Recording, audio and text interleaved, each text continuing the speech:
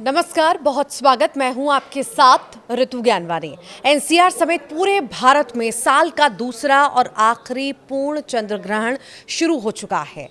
इसे blood moon के नाम से भी जाना जाता है और ये पूर्ण चंद्र ग्रहण रात 9:56 पर शुरू हुआ, जो रात को 1:26 पर समाप्त होगा।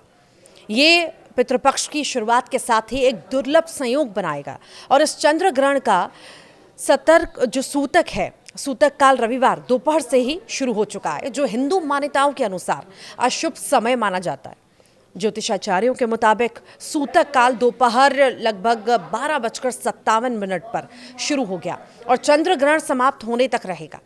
ये एक पूर्ण चंद्र ग्रहण होगा जो देश भर में साफ दिखाई देगा।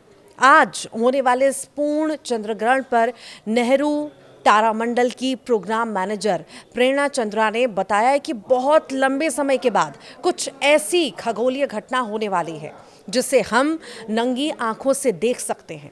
इस घटना को देखने के लिए हमें किसी उपकरण की ज़रूरत नहीं है। ये इसीलिए खास है क्योंकि बहुत लंबे समय बाद हम दिल्ली एनसीआर से इसे देख पाएंगे। ये ब्लड रेड मून के नाम से भी प्रचलित है और जिसकी शुरुआत भी हो चुकी है।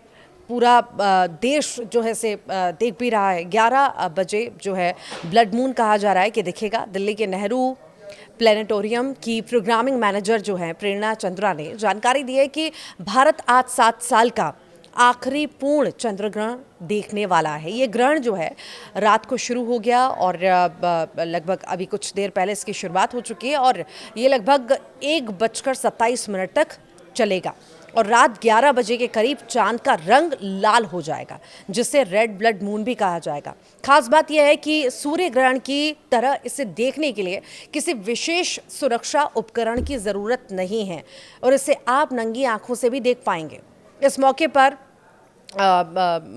जो है खास बातें भी कही गई कि टेलीस्कोप और बड़े स्क्रीन की व्यवस्था की गई है ताकि खगोल विज्ञान में रुचि रखने वाले जो लोग हैं यहाँ आकर इस अद्भुत नज़ारे को करीब से देख भी पाएं। वैज्ञानिकों के मुताबिक ये खगोलीय घटना बेहद ही खास है और दर्शकों के लिए यादगार भी साबित होगी। चंद्र ग्रहण से पहले सूतक काल में राम जन्मभूमि मंदिर को भी बंद कर दिया गया है। ग्रहण की स्थिति में ये एक सामान्य प्रक्रिया है। यही वजह है कि इस वक्त राम मंदिर के बाहर हजारों की भीड़ इकट्ठा होने लगी है। हर कोई भगवान राम के दर्शन करना चाहता है। हालांकि ये सुविधा भक्तों के लिए फिलहाल उपलब्ध नहीं है। दिल्ली एनसीआर में कब दिखेगा चंद्र ग्रहण, ये भी सवाल है काफ़ी सारे लोगों के मन में। तो भारतीय समय के अनुसार ये पूर्ण चंद्र ग्रहण जो है लगभग 9:58 से और 8 सितंबर के तड़के 1:26 तक जो है रहेगा। और दृक पंचांग और अन्य ज्योतिष स्रोतों के मुताबिक अगर देखें तो ग्रहण की जो मुख्य चरण है इस प्रकार है कि पेनुम्ब्रल चरण की शुरुआत होगी। पहला जो है शाम 9:56 पर चंद्रमा पृथ्वी की छाया में प्रवेश करना जो है उसने शुरू कर दिया, लेकिन नंगी आंखों से इसे देखना मुश्किल है। आंशिक ग्रहण की अगर हम बात करें तो इसकी भी शुरुआत हो चुकी है और आंशिक ग्रहण की अगर हम बात करें तो 9:58 पर चंद्रमा पर काली छाया दिखनी शुरू हो गई। पूर्ण ग्रहण की अगर हम बात करें कि इसकी शुरुआत कब होगी तो रात को 11:01 पर चंद्रमा पूरी तरह से पृथ्वी की छाया में आ जाएगा और ब्लड मून का नज़ारा आपको देखने को मिलेगा, जहाँ पर चंद्रमा लाल रंग का हो जाएगा। ग्रहण का अधिकतम चरण रात 11:42 पर यह सबसे खूबसूरत पल होगा जब चंद्रमा पूरी तरह से लाल दिखेगा। पूर्ण ग्रहण की समाप्ति की अगर हम बात करें तो रात लगभग 12:22 पर जो है ये पूर्ण ग्रहण हो जाएगा। चंद्रमा छाया से बाहर आना शुरू हो जाएगा। आंशिक ग्रहण की अगर समाप्ति की अगर हम बात करें तो लगभग 1:25 पर इसकी आंशिक समाप्ति हो जाएगी। पेनुम्ब्रल चरण की समाप्ति सुबह लगभग 2:24 पर होगी। ग्रहण पूरी तरह से खत्म हो जाएगा। आखिर कैसे देखें चंद्र ग्रहण? दिल्ली एनसीआर में मौसम साफ रहने की उम्मीद जताई गई है, इसीलिए लोग घर की छतों या खुले मैदानों से इस नज़ारे को देख सकेंगे। इसके लिए कोई विशेष उपकरण की आपको ज़रूरत नहीं होगी। आप यूं ही जो है अपनी आंखों से इसे देख पाएंगे आसानी से। हालांकि अगर आप टेलीस्कोप या दूरबीन का इस्तेमाल करेंगे तो और बेहतर आपको अनुभव होगा। सूतक काल क्या है, ये भी सवाल है, और ये महत्वपूर्ण क्यों है, ये भी लोगों के मन में सवाल है। तो हिंदू धर्म में चंद्र ग्रहण के दौरान सूतक काल का विशेष महत्व है, और ये वो अशुभ समय होता है जब पूजा पाठ, खाना बनाना या खाना जैसे कार्यों से परहेज किया जाता है। और ज्योतिषियों के मुताबिक चंद्र ग्रहण के लिए सूतक काल 9 घंटे पहले शुरू हो जाता है, और इस सूतक काल की शुरुआत रविवार दोपहर जो है 12:57 से हो गई थी, जो देर रात 2:24 तक रहेगी।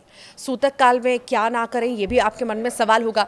तो मंदिरों में पूजा या देवताओं की मूर्तियों को स्पर्श ना करें।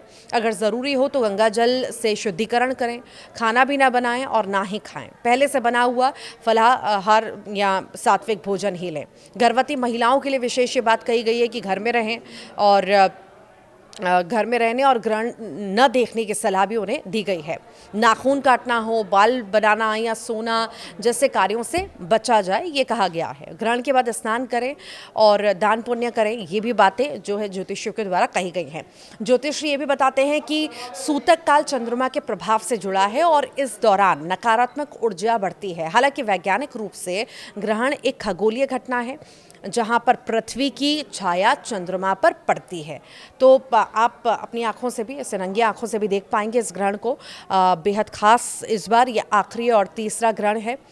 आप क्या बाहर निकले हैं, आपने भी इस रेड मून को देखा है, आपको कैसा लग रहा है, आपकी मान्यताएं क्या क्या हैं, आप क्या क्या करते हैं इस दौरान, आपके घर में क्या क्या कुछ माना जाता है। हालांकि साइंटिफिक रीजंस तो बहुत अलग अलग हैं, पर आपकी यहाँ की मान्यताएं क्या हैं, ये आप ज़रूर कमेंट बॉक्स में बताइएगा।